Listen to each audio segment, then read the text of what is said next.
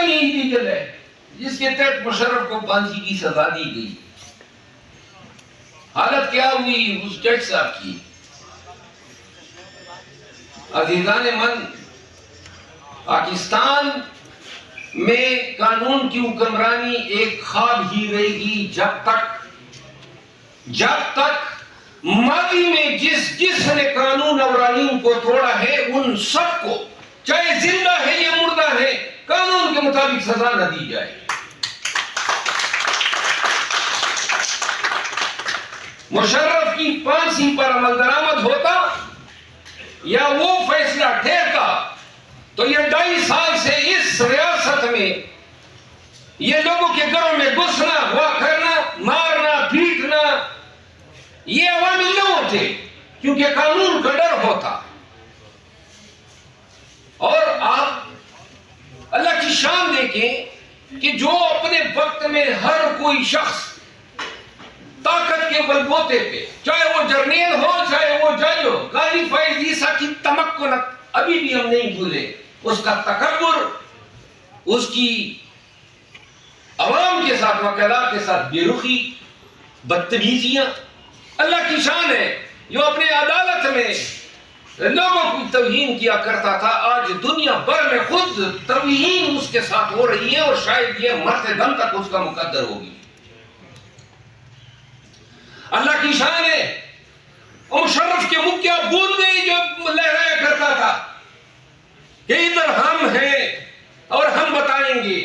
وہی مشرف تھا لاغر، کمزور، ریاست قانون اور آئین سے بھاگا ہوا، مرتے دم تک اس کو اس دھرتی پہ سانس لینا نصیب نہیں ہوا. اور یہ اولک جس کی وہ جنگلی بیڑ کی طرح وہ دان تھے، بول گئے کہ جب مرا آج بھی ہمیں علم نہیں ہے کہ فیصل مسجد میں اس کے قبر میں جو ہڈیاں پڑی ہیں وہ انسان کی ہے کہ کسی جانور کی ہے. کسی کو یہ علم نہیں ہے کہ سابق عامر یعنی کہ یحییٰ خان اور پیشرو ایوب خان، کسی کو علم نہیں ہے کہ ان کی قبریں کہاں پہ ہیں. آج اور یہ تاریخ کے کوڑے ہیں جو لگے ہیں ان تمام لوگوں پہ جنہوں نے اپنے وقت میں اپنے آپ کو فرعون ثابت کرنے کی کوشش کی. یہ وہ تھے جو انڈسپینسیبل تھے، جو اپنے آپ کو ناگزیر سمجھتے تھے. تو لہذا جس شخص نے اس پاک دھرتی کے لوگوں کے ساتھ، ان کے وسائل کے ساتھ، ان کے قوانین کے ساتھ جبر، ظلم یا تلوار کی کوشش کی، تاریخ نے ایسے عبرتناک کوڑے ان پہ برسائے ہیں کہ آج ان کے وجود کی ریڑھ جو ہے، باقیات، وہ بھی کسی کو دیکھنے کو نہیں مل رہی ہے. نہ کسی کو شکل دکھا سکتے ہیں. اور یہ بات جرنیلوں تک محدود نہیں ہے، ججوں کی مثال لیں. یہی افتخار چودھری، مجھے یاد ہے 2013 میں جو صدر تھا، یہ جب ریٹائر ہو رہا تھا تو کسی نے کہا اسلام آباد بار ان کے لیے کھانا کرے گی. تو میں نے کیبنٹ کو کہا آئے گا تو میں اس کو گندے انڈے ماروں گا، اور نہیں آیا. افتخار چودھری یعنی کہ کتنا بڑا فرعون بن گیا تھا. پھر ثاقب نثار کو ہم نے دیکھا، بندیال کو دیکھا، کھوسا کو دیکھا، یعنی کتنے چھوٹے ثابت ہوئے اتنے بڑے مناصب پہ براجمان لوگ.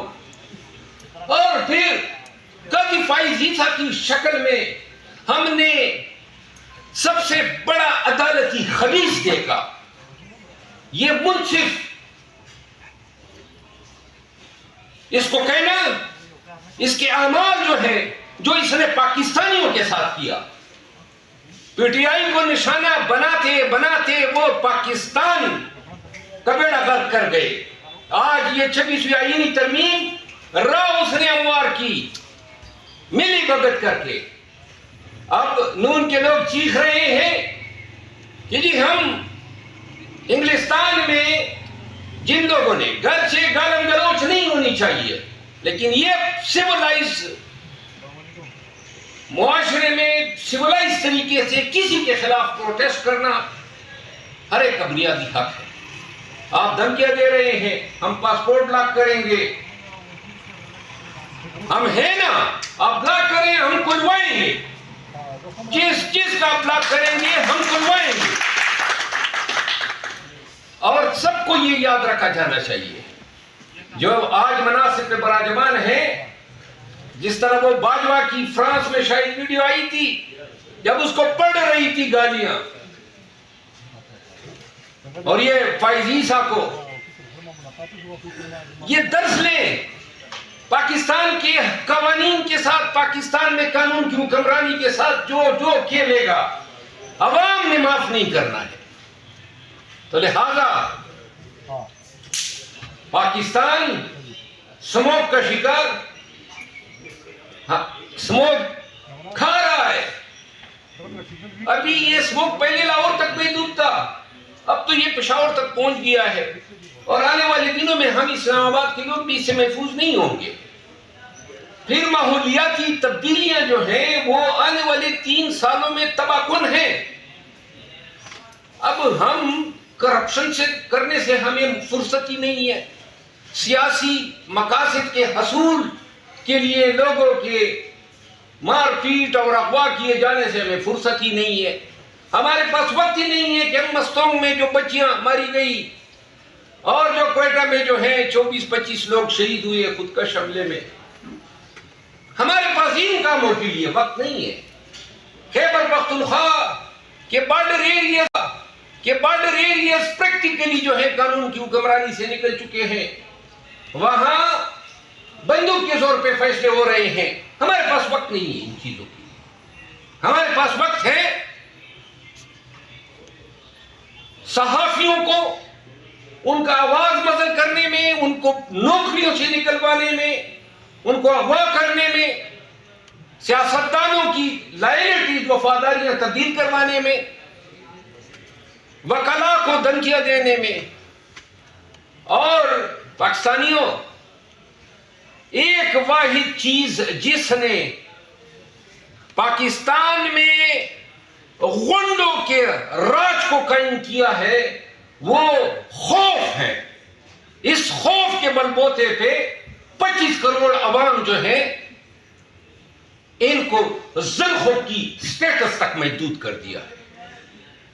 ایک ہی تو زندگی ہے ہمارے آباء و اجداد نے بھی گزاری نا، لاکھوں سال کی تاریخ ہم پڑھتے ہیں۔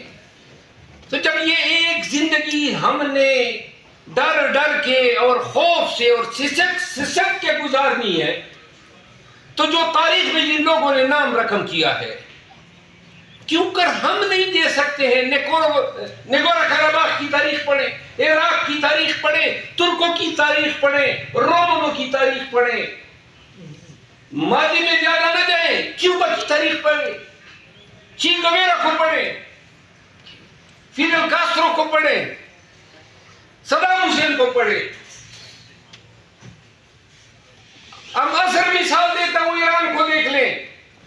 پرسوں خبر چل رہی تھی کہ پاکستان کے اثاثے جو ہیں وہ 2 مہینوں کے امپورٹ کو جو ہے ہم افورڈ کر سکتے ہیں، 2 مہینے۔ ایران جو ہے سن 1979 سے 1979 جب خمینی کا انقلاب آیا، آج تک دنیا کے سینکشنز کو بھگت رہا ہے۔ نہ دوائیں اس کے پاس جاتی ہیں، نہ کوئی تجارت کر سکتا ہے، نہ کوئی ان کو پیٹرول خرید سکتا ہے۔ کیا قوم ہے، ڈٹی ہوئی ہے، 50 سال سے زائد گزار دیے۔ اب ان کا سیمنٹ، ان کا سریا، ان کا پیٹرول، ان کی دوائیاں پاکستان میں اسمگل ہو کے آتی ہے، اور قیمت جو ہے کوالٹی میں بہتر، اور قیمت پاکستان کے سریے اور پاکستان کی سیمنٹ سے سستی۔ کیا قوم ہے؟ قومیں تو ایسی بنتی ہے۔ ہمارے ہاں 10 سپاہی یا رینجر والی لاٹھی اٹھائے آتے ہیں اور ایک اژدہا میں لوگوں کا بھاگ رہا ہے، بھاگو بھاگو۔ او بھائی کوئی اسرائیل ہے؟ اگر تمہارا حق کسی نے مارا ہے اور تمہارے حق پہ بیٹھا ہوا ہے تو جاؤ، ڈٹ جاؤ، کھڑے ہو جاؤ، یہ ہمیں ہمارے دین نے سکھایا ہے، یہ ہمارے رسول مصطفیٰ نے ہمیں بتایا ہے، یہ ہمارے والدین نے بتایا ہے، یہ ہماری مذہب کی تائید ہے۔ کیا خدا کی ذات کی منکر نہیں ہوتے ہم، جہاں ہم خوف اور ڈر کے مارے کسی کے آگے اپنا حق سرنڈر کرتے ہیں؟ لہذا قانون کی حکمرانی آپ کی زندگی کے تمام شعبے جو ہیں اس سے متعلقہ ہے، اور دنیا میں شاید ہی کسی قوم کو اتنی زیادہ ضرورت ہے آج کل جتنا پاکستان کو قانون کی حکمرانی درکار ہے۔ تمام معاشروں میں قانون کی حکمرانی کو امپلیمنٹ کیا جاتا ہے عدلیہ کے ذریعے، تو لہذا جدید تہذیب میں آزاد عدلیہ جو ہے وہ معاشروں کا ایک مطلق العنان حق ہے کہ جس پہ کوئی کمپرومائز نہیں ہو سکتا۔ آپ نے 26ویں آئینی ترمیم بنائی کیا؟